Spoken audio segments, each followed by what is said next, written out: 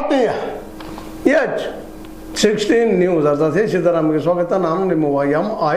ಮಲ್ಲಪ್ಪಾಜಿ ಆತ್ಮೀಯರೇ, KPSC Karnataka public service commission ಇದರ ಬಗ್ಗೆ ಸಾಕಷ್ಟು ಮಾತಾಡಿದ್ದೀವಿ, ಇದರ ವ್ಯವಹಾರಗಳ ಬಗ್ಗೆ. ಅದರಲ್ಲೂ ನಿಮಗೆ ಗೊತ್ತದ ಶಿವಶಂಕರಪ್ಪ ಸಾವ್ಕಾರ್ ಇವ್ರನ್ನಂತೂ ಈಗಾಗಲೇ ED ದಾಳಿ ಮಾಡಲಿಕ್ಕತ್ತದ.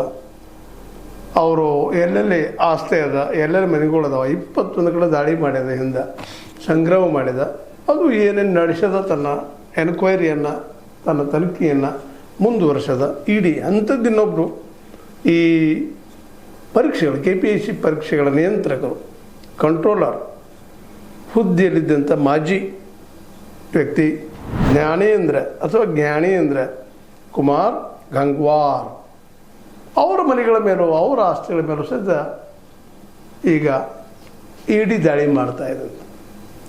ನಿಜವಾಗಿ ಒಳ್ಳೆ ಕೆಲಸ ಮಾಡ್ಲಿಕ್ಕಾಗ್ತದೆ. ED ಒಳ್ಳೇದನ್ನು ಮಾಡಿದ ಒಳ್ಳೇದು ಹೇಳಬೇಕಾಗ್ತದೆ. ಯಾಕಂದರೆ KPSC ಸ್ವಚ್ಛ ಆಗ್ಬೇಕಾಗಿದೆ.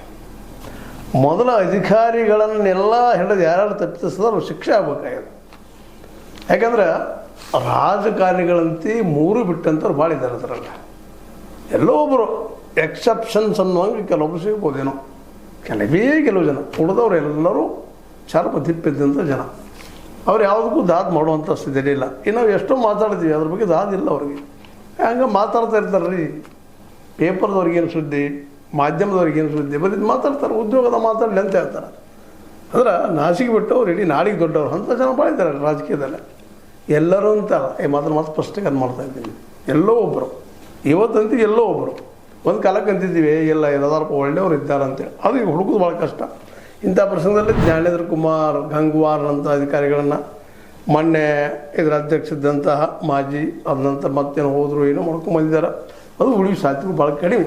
ಇರಲಿ, ತಾತ್ಕಾಲಿಕವಾಗಿ ಅಧ್ಯಕ್ಷರಾಗಿ ಮುಂದುವರಿಯುವಂಥ ಪ್ರಯತ್ನ ಮಾಡ್ತಾ ಇರುವಂಥ ನಮ್ಮ ಶಿವಶಂಕರಪ್ಪನವರು ಸಾವ್ಕಾರ್ ತಮ್ಮ ಮಗಳಿಗೆ, ತಮ್ಮ ಹೆಣ್ಣು ಮಕ್ಕಳನ್ನ ಒಂದು ಉನ್ನತ ಹುದ್ದೆಗೆ ಸೇರಿಸೋ ಏನು ಮಾಡಿದರು.